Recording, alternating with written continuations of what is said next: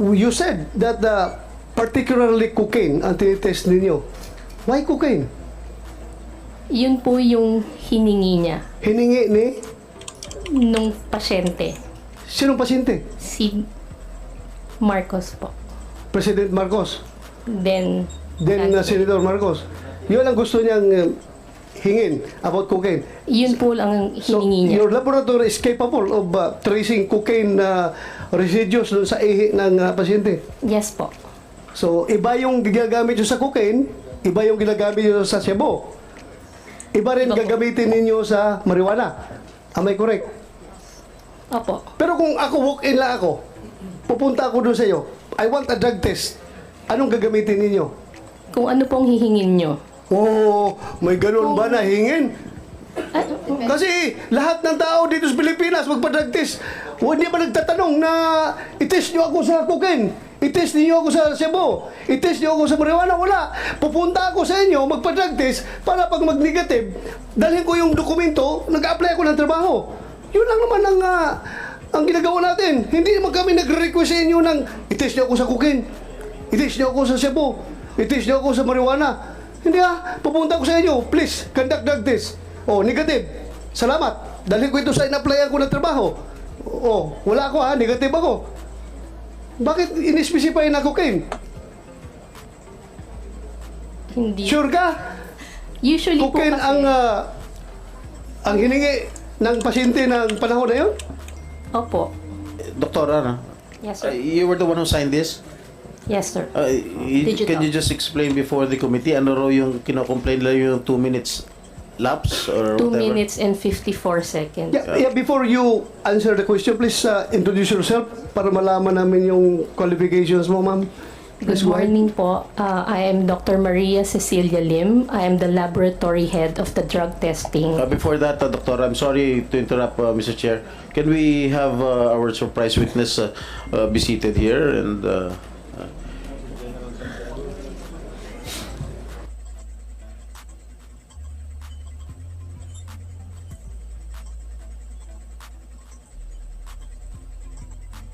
he is the former PDEA chief. Of course, you know him very well, Mr. Chair. Yes, in fact, another former PDEA chair here, PDEA Director General, General Kakdak, may former senior officer in the PNP. Kahit na may sakit siya, pumunta siya dito. Inoperahan siya sa likod, pupunta siya dito. So, thank you, sir, for coming over. Thank you. You did not let me down. Thank you, sir, for the invitation. And also, my upperclassman, the former officer of the PNP, General Pilisardo Serapio. Sir, thank you. Again, you didn't let your underclassman down. Thank you for coming over. Salamat, sir. Chairman, Mr. Point Yes. of order, Mr. Chairman. Ha? Point of order. Yes, go ahead. Where do we start? With the surprise or... St. Luke's muna. St. Luke's muna. Please continue, ma'am. At saka yung... sige. Go ahead. Continue. St. Luke's. So, head po ako ng drug testing laboratory ng St. Luke's Medical Center, Global City. So, yung 2 minutes and 54 seconds po, kaya po talaga ng drug testing kit. Mabilis pong lumabas yung resulta. Yung mga sinasabi po nilang 5 minutes, yun po yung maximum time na i-allow namin na lumabas yung line ng drug test. Pag lumabas po yung linya, hindi na mawawala yun, negative na kayo. Pero yung naghihintay kayo na mag-a-appear yung linya, hanggang 5 minutes po yung maximum. So we can get, 40 to 50 seconds, may resulta na po. 40 to 50 seconds, may resulta na. So yung doubt nila na 2 minutes so fast is not improbable and is not impossible. Correct, sir. Correct? Yes, sir. Okay, we May have the linya ba answer. lumabas, Doktora? Um,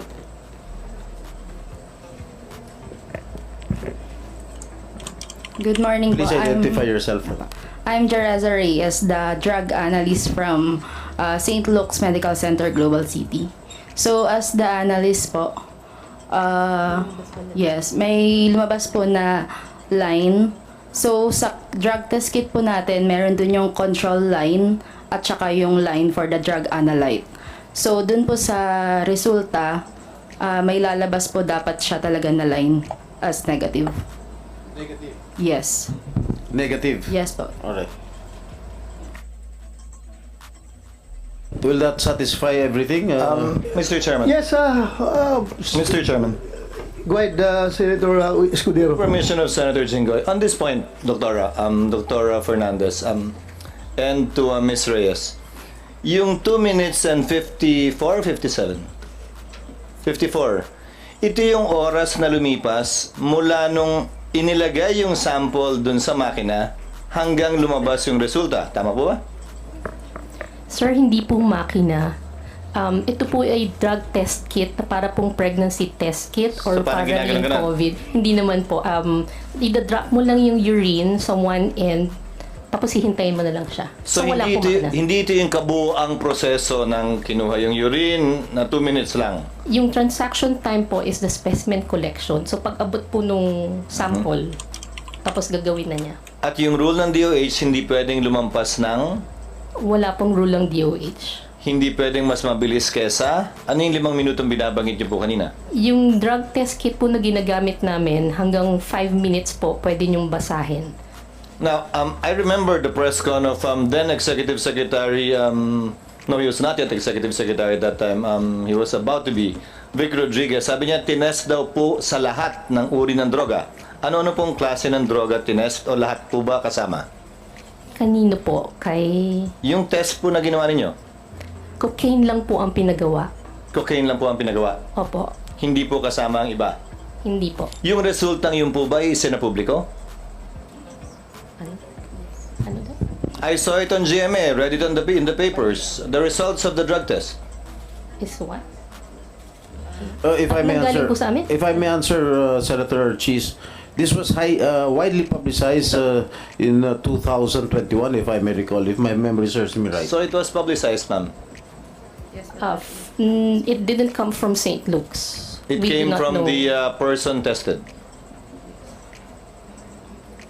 So, Personally. Mr.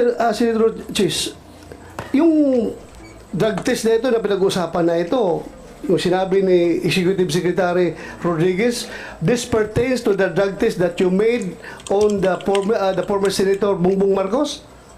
Yes. Yung ba ibig mong sabihin? Yes. Opo. Yan yun? Opo. So, you said that particularly cocaine ang tinitest ninyo. Why cocaine? Yun po yung hiningi niya Hiningi ni nung pasyente. sinong pasyente? Si Marcos po. President Marcos. Then, Senator Marcos. Yun ang gusto niyang hingin about cocaine. yun po lang ang So, hiningi niya. your laboratory is capable of tracing cocaine residues dun sa ihi ng pasyente. Yes po. So, iba yung ginagamit nyo sa cocaine, iba yung ginagamit nyo sa Cebu. Iba rin Iba po. gagamitin ninyo sa marijuana. Am I correct? Opo. Pero kung ako, walk-in lang ako, pupunta ako doon sa iyo, I want a drug test. Anong gagamitin ninyo? Kung ano pong hihingin nyo. Oh, may ganun ba na hingin? Ah, Kasi lahat ng tao dito sa Pilipinas magpa-drug test. Hindi ba nagtatanong na itest nyo ako sa cocaine? Itest niyo ako sa Cebu? Itest niyo ako sa marijuana? Wala. Pupunta ako sa inyo, magpa-drug test para pag mag-negative, dalhin ko yung dokumento, nag-apply ako ng trabaho.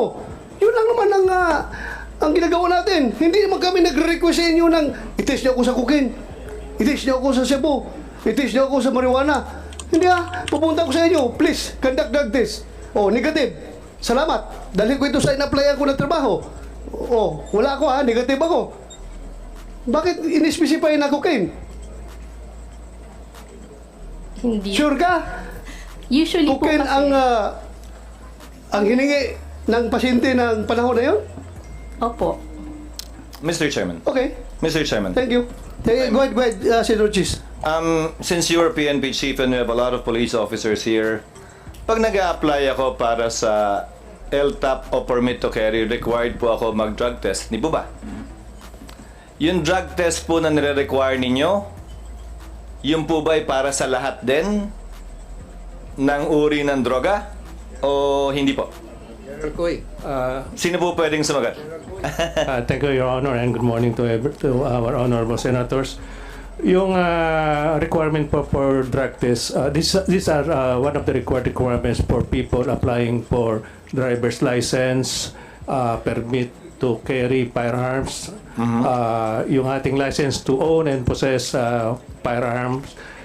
Meron din pong required random testing for secondary and collegiate level student. Random testing Ang tinatanong ko po yung nag-a-apply para sa permit to carry firearms. Yes, kailangan po yan. Kailangan po na Lahat po ba ng droga tinetest? shabu and marijuana po ang ang Edi pag nagko-cocaine ako, apply ako ng lisensya, pwede. maring makalusot po kasi po yun po yung yun po yung Not to emphasize with the chairman's point, See that? So, for license to carry firearm outside of residence, ang tinetest lang po ng PNP ay shabu at marijuana? yan po yung predominant Yes or no, sir? Meaning, apparently there are different tests. Yes or no, sir? Recording in yes, Your progress. Honor. Number 2, drug test for driver's license. Ano lang po yung tinetest? Ganun din po. Your Honor, shabu lang. shabu and marijuana, for marijuana. And marijuana. So yan po yung nire-require ng gobyerno sa mga pagkakataong nire-require ang drug test? Yan, kasi po iba-iba pong reagent na ginagamit dyan eh. At itong shabu and marijuana being the predominant drugs na ginagamit natin, yan po yung marami na tayong reagents. Sir, saan po nakasulat yan? Na shabu and marijuana lang ang test natin? Wala naman po, pero yan po yung practice na ginagamit natin. No, on the part of PIDEA and especially on the part of the Dangerous Drugs Board, you are the part, especially the DDB, which is policy making. I think this fell into the cracks. Sino nagde-determine yung bumibili ng testing kits? Where is the policy coming from? Bakit sino nag-decide at nagsabing marijuana lamang at shabu? Meron pong dalawang test na ginagawa eh, yung screening and yung confirmatory. Pag nag-positive po yung sa first screening, ito po yung isa subject for confirmatory at Sir, dito po malalaman. Sir, I agree, sir, but my question is, where is it written na pag drug test required by government, whether for driver's license or for permit to carry firearm outside of residence, you only test for these two prohibited drugs? San po nakasulat yon? Sino nagbaba ng polisiyang yon? Sino nagdesisyon po nun? O nagkataon lang? Nakasanayan lang? Wala pong ganung policy. Ganun lang, yan lang po yung ginagawa siguro po dahil sa additional expenses kung gagamit pa ng reagent. Pero yun nga po, doon sa secondary testing po, doon sa confirmatory testing, dito po malalaman kung anong drugs yung na-detect doon sa initial screening. Perhaps there is another gap the good chairman of the committee can look into, Mr. Chairman.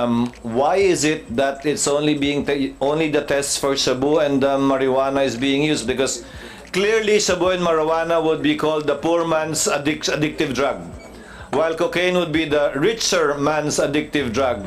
So kahit pala sa testing, pinapaboran yung mayaman kumpara sa mahirap, di ba dapat kung nagtitest tayo, gaya ng sinabi ni Senator Bato, lahat na.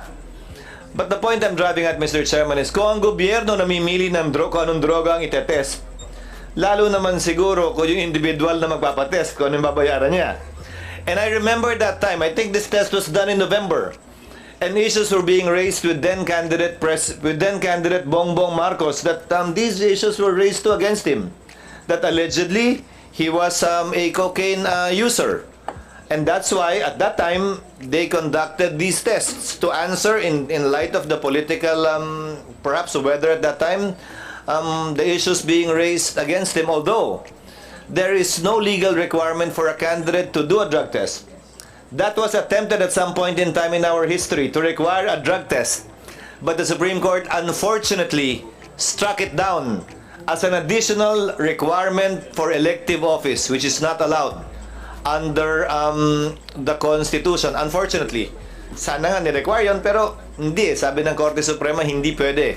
Applying a higher standard, a less stricter standard insofar as running for public office is concerned. So I guess that answers the query of the chairman, and that reveals a loophole too insofar as the drug testing rules of the Philippine National Police, the PIDEA, and the DDB is concerned. Thank you, Mr. Chair. Thank you, Senator Chis. So I presume that as a result of this inquiry in aid of legislation, this committee will propose a measure requiring all candidates to undergo drug test before they will be I know it's bawal according to our constitution. So pag mag-propose tayo, automatically hindi yan makakalusot because that's unconstitutional. Just to set the record straight, because people are listening to us right now. Sabi ni Bato, kailangan daw ng ang committee niya is in aid of legislation. So we are waiting for legislation na pwede niya ma-come up after this hearing. So kung mag-propose tayo ng ganong legislation requiring candidates to undergo drug test, sigurado according to Senator Chis Escudero, that's unconstitutional. So hindi talaga makalusot yan dito. So please, you are listening right now. Yan po ang explanation. But nothing prevents the chair and the committee from instructing the DDB from coming up with relevant policy as it is its job under the law. Yes. So far as the type of tests to be conducted whenever drug testing is required, as the case may be for the issuance of a driver's license or for the issuance of a permit to carry a firearm outside of residence or any other circumstance the Thank you. executive branch may necessitate. Thank you, Pati Your yung Honor. random drug test, nag-random drug test tayo sa Senado. I'm also curious, Recording ano ba in yung progress. tinetest sa random drug test?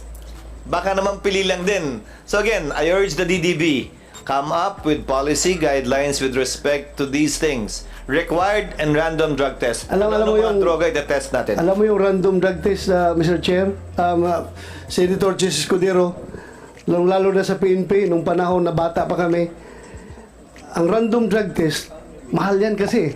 Nung panahon, magastos talaga yan. Magpa-drug test ka ng maraming tao. Ang ginagawa ng mga commander namin, pinipili lang yun. Random ko no ha. Pero pinipili yung mga mukhang adik na pulis. Ikaw.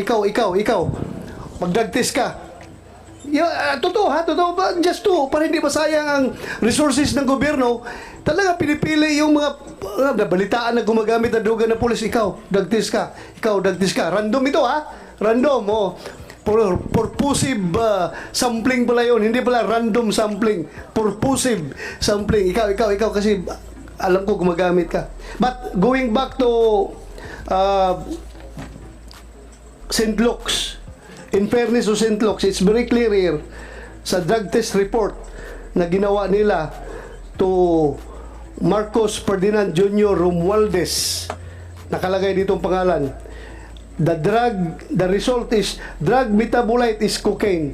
So it's correct na cocaine talaga. So cocaine yung pinapatest niya. Yes po. Siya Yes mismo po. ang volunteer na cocaine ang ipapatest. So result negative. Further questions? Bakit 2 minutes? Sabi niyo possible. Kayang-kaya 2 minutes. Yes po. Okay. So, that's it. Thank you for your cooperation. Maraming salamat. Hindi ito imposible, ha? Posibleng-posible talaga. Yes po. Thank you. Thank you for that. Nako, yung taga St. Luke's, mukhang nilaglag dito si PBBM negative daw dahil si PBBM mismo ang nag-request. Pwede pala yun. Pag nagpa-drug test, ba kailangan ba talaga mag-request kung para saan yung ititest? Di ba pag nagpa-drug test, okay na yun. Bahala na yung resulta. Ayun dyan, ay si PBBM daw mismo ang nag-request na para sa cocaine. Paano naman yung para sa shabu? Oo. Ibig sabihin hindi siya na-test doon. Ayun po yan sa sa St. Luke's Pero syempre, ang daming nag-react dito. May ganun ba? Wala namang ganun Pag sinabing pa-drug test, yun lang. Wala namang request yung pa-drug test ako sa sa marijuana lang. Di ba ganun pag nag-apply ba ng trabaho or kumuha ng Kung ano yung mga kukunin requirements, ganyan, requirements. Ganun ba ang gagawin? Oh, test mo ako sa ano? Marijuana lang, marijuana lang. Oo, wag na sa cocaine, wag na sa shabu. Ganun ba? Parang hindi naman. Pag sinabing test, o sige, drug test, kukuhanan ka ng ano, kung ano yung kailangan nila, ihi, ganun. Kaya lalong napapaisip yung iba. Ay, mukhang merong merong hindi magandang nangyayari Sabihin, hindi 100% na si PBBM ay negative talaga sa pinagbabawal na gamot kasi cocaine nga lang ang tinitest. Galing mismo yan sa St. Luke's Sila mismo ang nagsabi na ganun nga si PBBM ang nag-request. At ganun lang kadali daw ang resulta. Pwede naman daw, andun tayo, pwede naman. Pero doon kasi yan nag-react tong mga senador nga ganun pala. Magre-request ka, ikaw mismo mag-request. Hindi nga. Kayo, may ganun pala? May na-experience nyo rin ba na ganun pag nagpa-drug test sa mga, kung sino man yung nagkaroon ng requirements na ganyan, na pwede nyo sabihin na sa shabu lang, huwag sa cocaine. Pwede ba? Comment down below. Hanggang dito na lang. Thank you. Bye-bye.